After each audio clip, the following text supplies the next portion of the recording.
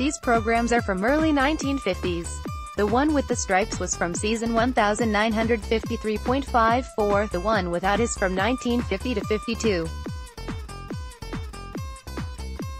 The club began to change to all-red print issuing programs for first team and reserve games on a regular basis from season 1946.47. The 8-page issue was brief in content but most featured superb caricatures which were a distinct feature of the post-war issues from the club. In season 1951.52 the club changed their cover format from an action picture to feature Pittod from the air. At that time the official capacity of the ground was an incredible 53,000 with the main stand the only seated and covered area. The enclosure in front of the grandstand seats was a popular area while all other three sides were terraced and uncovered. The match program back then cost 3d or 1.5 pence in new money.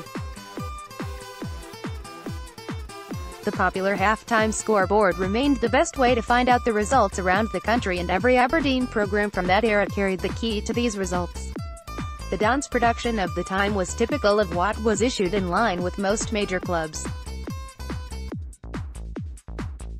Always an interesting read, even allowing for strange items in the Lost. With Aberdeen back then enjoying a half-day closing, all the factories and shops would close early as most worked on a Saturday morning, which offers a reason why such a huge crowd turned up for the Scottish Cup tie.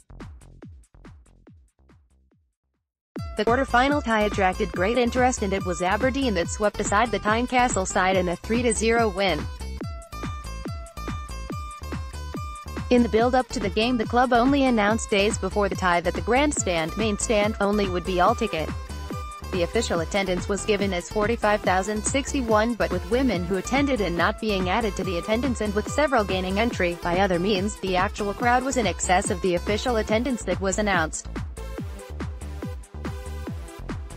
Also in the program, the manager, match action, the skipper, developing Don Connor Barron, Greg Stewart, opposition stats, Aberdeen Heritage Trust player feature, Jim White memory match from 1961-62, time teams from 1981-82, Stewart Duff column. The main interview is with Andrew Considine, the complete history of Aberdeen FC 1965-1971.